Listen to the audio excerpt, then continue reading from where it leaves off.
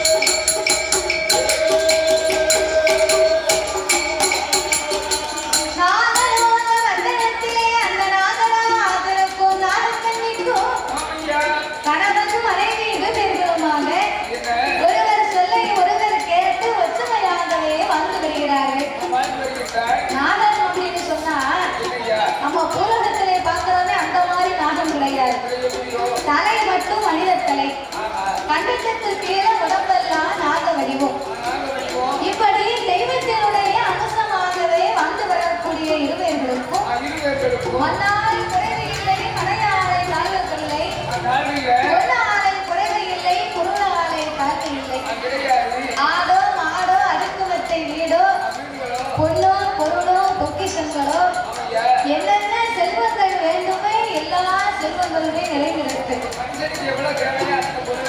அதோடு மட்டுமல்லாமல் இந்த 10வது கடலாகப்பட்ட கடலுக்குள் இருக்கு பாருங்க, முத்து பவளம் அரகலம் மாணிக்கம் இப்பேற்பட்ட விலைமதி பெற்ற முத்துகளுக்கெல்லாம் காவலாக இருந்து வருகிறார்கள். அவளை இந்த நேரத்தில் ஞாபகப்படுத்துத வீட்டுக்கார ஞாபகம் வராம கொழுந்தியா ஞாபகம் வந்திருக்கு.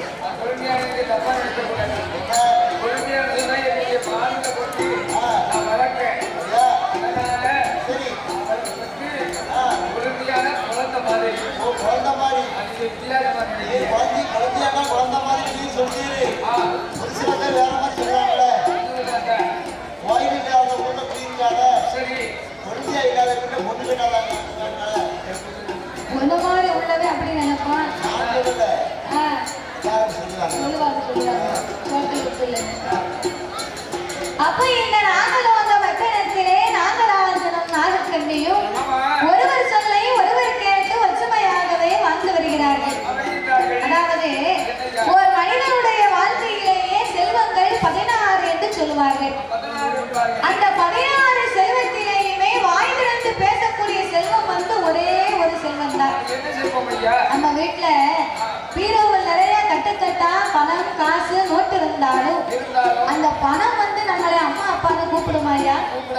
ஒருபோதும் கூப்பிடாது. ஏக்கர் கணக்குல நிலம் வாங்கி போட்டிருக்கோம். அந்த மண்ணை வந்து நம்மளை அம்மா அப்பா வந்து கூப்பிடுமா? ஒருபோதும் கூப்பிடாது. கழுத்து நிறைய தங்க ஆபரணங்கள் வாங்கி அணிந்திருக்கிறோம். அந்த தங்கம் வந்து நம்மளை அம்மா அப்பாவை கூப்பிடுமா? மூன்றுமே உயிரற்ற பொருள், உணர்வற்ற பொருள். ஆனா இத்தனை செல்வத்திலேயும் நாமளை அன்போடும் பண்போடும் ஆசை வாசத்தோடு அம்மா அப்பா என்று அழைக்க வேண்டுமானா செல்வத்திலே சிறந்த செல்வமே பிள்ளை செல்வம் தான். சொத்துக்கெல்லாம் திரை சொத்து மதலை சொத்து என்பார்கள். கனையிலே சிறந்த கனை குழந்தை கனை என்பார்கள். அப்பேர் விட்ட பிள்ளை செல்வம் இல்லாமல் நாகராஜனுக்கும் நாகக்கண்ணைக்கு ரொம்ப மனக்கவலை. 35 வருஷம் முன்னாடி எனக்கு கல்யாணம் முடிஞ்சது. கல்யாணம் முடிஞ்சு 35 வருஷம் ஆகுது. கல்யாணம் முடிஞ்ச கையோட இறங்கி வந்தேன். பாட்டி உட்கார்ந்துருந்தா. இந்த பாட்டி காலில் நானே பொண்டாட்டி ஊத்து போட்டோம்.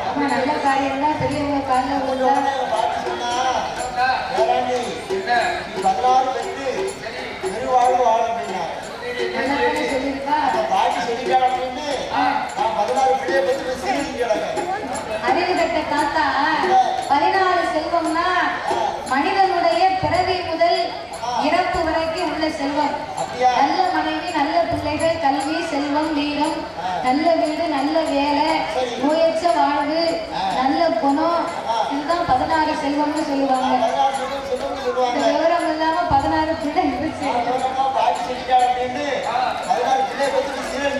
அப்ப இந்த நாகராஜனுக்கும் நாகக்கண்ணைக்கும் எல்லா செல்வம் இருந்தும் ஏந்தும் குழந்தை இல்லாமல் கணவனை அழைத்த நாகக்கண்ணி அவள் என்ன சொல்கிறாள் தெரியுமா?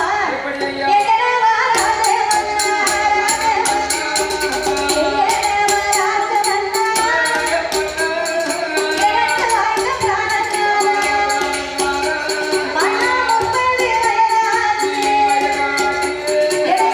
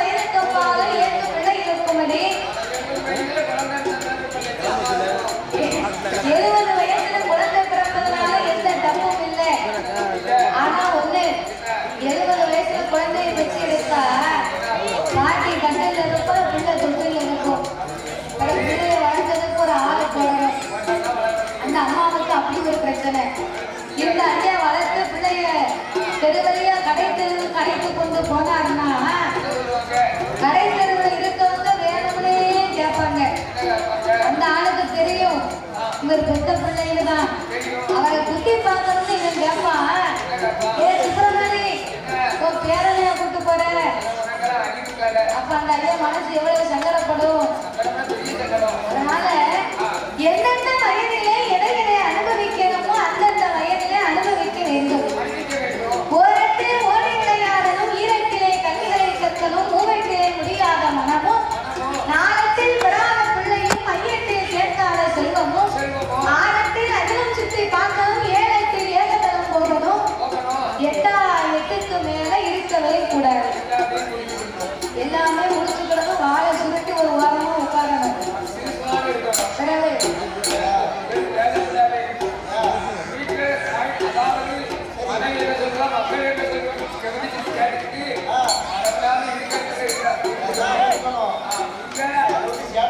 அதாவது 8 வயதிற்கு உள்ள நம்ம என்ன பாடம் படிக்கிறோமோ அதெல்லாம் மனசுல நிற்கும். கடைசி வரைக்கும் அதெல்லாம் நமக்கு பாடமா இருக்கும். அதான் ஓரத்திலே ஓடி விளையாடணும், ஈரத்திலே கல்விகளை கற்கணும். 16 வயசுக்குள்ள படிக்கிறோம்னா சின்ன வயதிலே சிறிய சிறிய பாடங்கள், வயது ஆக ஆக ஆக முக்கியமா உள்ள பாடங்கள் எல்லாம் படிக்கணும். அப்போ ஓரத்தில் ஓடி விளையாடணும், ஈரத்தில் கல்விகளை கற்கணும், மூவெட்டில் முடியாத மனம்னா மூவெட்டா எத்தனை? 24 வயசுக்குள்ள கல்யாணத்தை முடிக்கணும். கல்யாணத்தை முடிச்சு நல்லபடியா குடும்பத்தோட வாழணும். 24 வயசுக்கு மேல பொண்ணு தேடணும்னு வையே, பொண்ணு கிடைக்காது.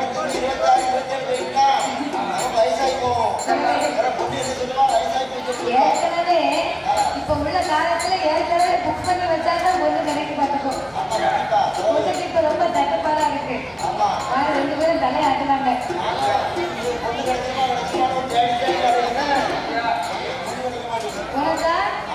உனக்கு இருக்கு வேலை என்னைக்கு கிடைக்க? உனக்கு 60ஆம் கல்யாணம் தான் முடியும்.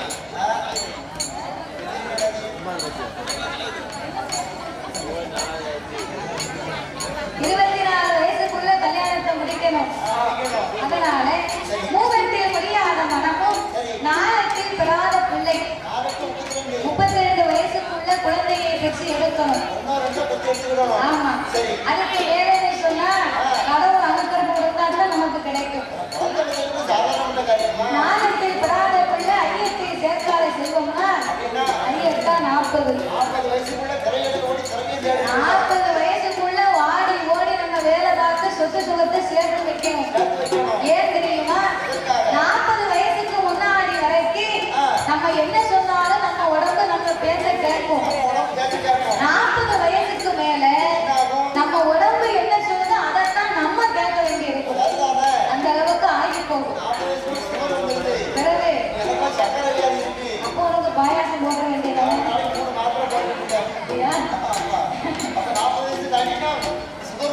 அதனால 40 வயசுக்குள்ள நல்ல வேலை பார்க்கணும். 6 எத்தனை? அப்படியா? 48 வயசுக்குள்ள எங்கெங்க போகணுமோ நல்லா சுற்றி பார்க்கணும், குடும்ப குட்டியோட சந்தோஷமா இருக்கணும். அதுக்கு மேல வயசாச்சு போச்சுன்னா இடத்தை விட்டு நகர முடியாது. ஏலத்துல ஏகதளம் போகணும்னா எவ்வளவு பெரிய புண்ணிய ஸ்தலங்களுக்கும் கோயில் குளமா போய் கும்பிட்டு வரணும். 8 64 70 வயசுக்கு மேல இருக்கவே நாய் கூட நம்மளே சீர்ந்தாரு. ஏன் தெரியுமா? நம்மளே பார்த்து கொள்ளக்கூடிய அளவுக்கு திறமை இருக்கிறது வரைக்கும் தான் நமக்கு மதிப்பு. நமக்கு என்னைக்கு நோய் வந்து இன்னொரு ஆளை நமக்கு பார்க்கறதுக்கு வேணும்னு இருக்கோ அன்னைக்கு சீர்ந்துருவாங்க. அதனால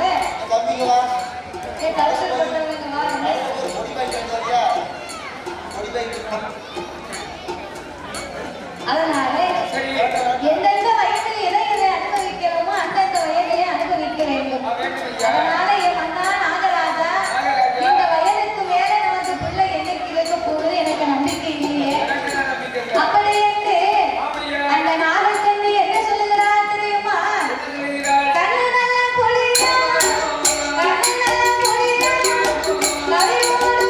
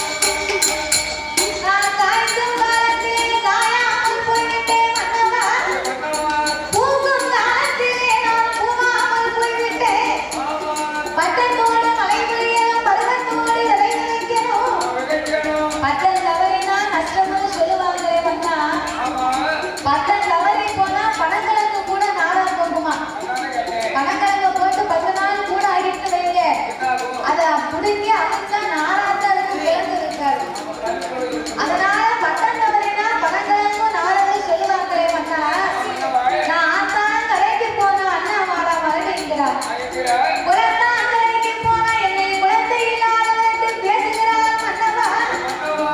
உலகத்துல குழந்தை இருந்தாலும் குறை வைக்க வேண்டியிருக்கு, குழந்தை இல்லைனாலும் குறை வைக்க வேண்டியிருக்கு. ஆம்பளை பிள்ளையா இருந்தா அதுக்கு ஏதாவது பேசுதா, பொட்டை பிள்ளையா இருந்தாலும் அதுக்கு ஏதாவது பேசுதா.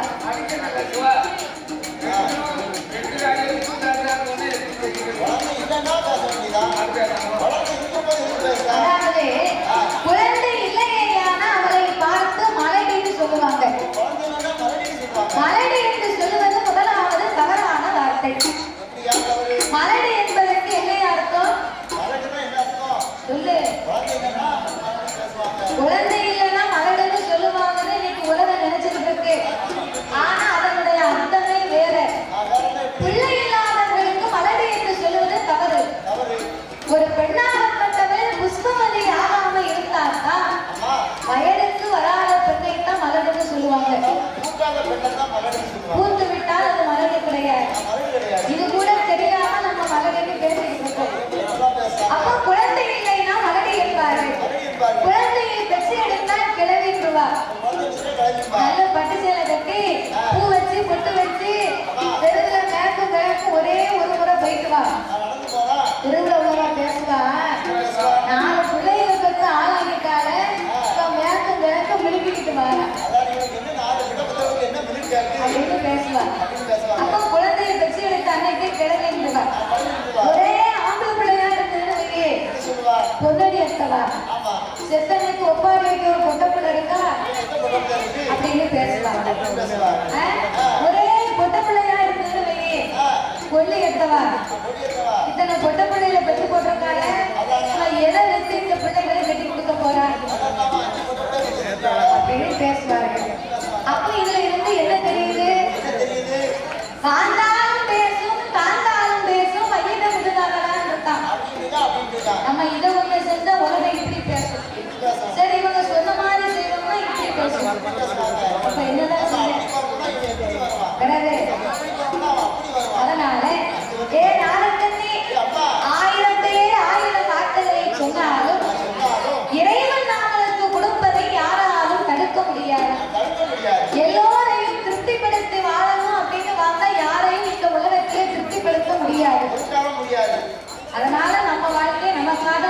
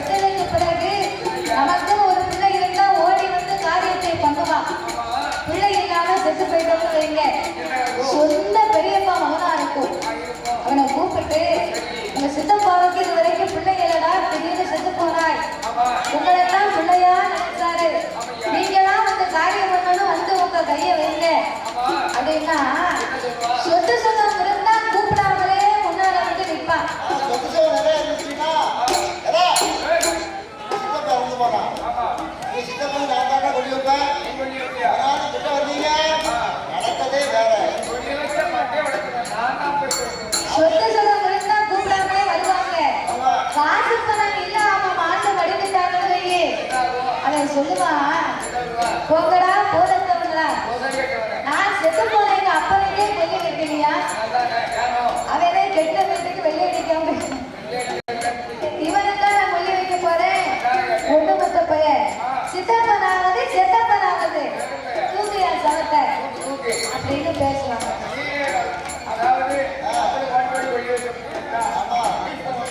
ஆனா பணம் பண்டிகையில குணம் குப்பையில இருக்கான். பணத்துக்கு தான் மதிப்பை தவிர ஒரு குணத்துக்கு கிடையாதுன்னா குணக்காரன் அப்படின்னு அதுல பெரிய பெரியார் பஸ்ல போய் அந்த யாரும் பணம் வச்சு எடுத்துருக்காங்க. அந்த பெரியம்மாட்ட போய் நான் பெரிய பணக்காரன் பணம் கட்டா அலுவலக பணத்தை எடுத்து மூஞ்சில் எரிஞ்சிருவாங்க. அப்போ பணத்துக்கு தான் மதிப்பே தவிர பணத்துக்கு கிடையாது. அதனாலே அதாவது வேலையை கொண்டு எரிந்தால் வேகம் இருக்கக்கூடிய வரைக்கும் தான் பாயுமா. பணம் மட்டும் பாதாளமா தாண்டி போகுமா. இன்றைய உலகத்துல வந்து ஒரு பிரச்சனை வருதுன்னா ஏன் வருது? பணத்தால வருது. அதே பிரச்சனை தீரணும் அப்படின்னா வேற ஒரு பிரச்சனை தீரணும்னாலும் பணம் இருந்தா தான் தீர்க்க முடியும். பொருள் இல்லாதனாலும் பணம் தான். உலகத்துல பணம் இல்லைன்னா உலகமே இல்லை. ஆமா. அதனாலே வந்தா நாகராஜா திண்டாட்டம் திண்டாட்டம் செத்தாலும் பெரிய போராட்டம். அதனால இனி நாமல் குழந்தை இல்லாமலே இருப்பது நம்ம வாழ்க்கைக்கு நல்லது கிடையாது. தீராத நிலைக்கெல்லாம் தெய்வமே துணை என்று சொல்லுவார்கள் மன்னவா. அதனால நாமளை போன்ற திக்கச்சவர்களுக்கு இந்த தாயை துணை இருப்பார். குழந்தை பாக்கிய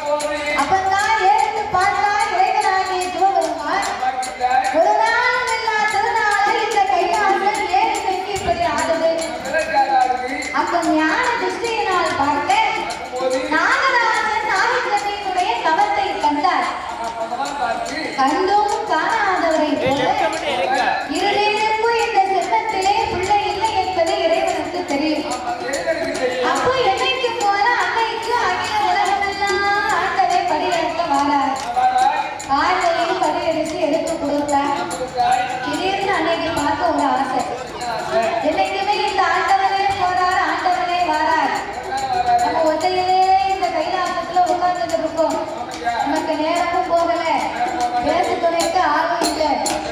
அதனால இந்த பகவானோடு சென்று இறைவனுடைய படியிழப்பை நம்மளும் பார்த்து விட்டு வந்தா என்ன அப்படின்னு பார்த்ததை நினைத்துக் கொண்டு சிவனை அழைத்தார்.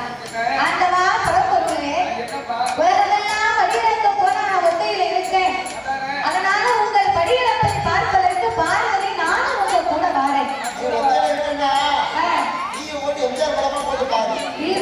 எம்ஜிஆர் படம் எங்க போடுவாங்க?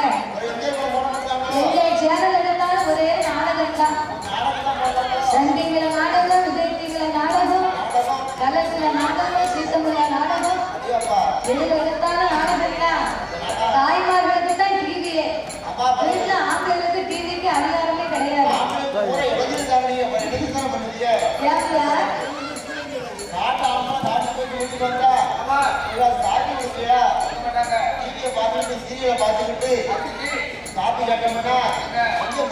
அவளே ஆட்டுக்குள்ள இருக்காளா சாப்பிடலாம் பார்த்துட்டு காப்பி அதற்கு சும்மா இருக்கும். விளம்பரம் போட்டதுக்கு கூட ஊற்றிட்டாரு.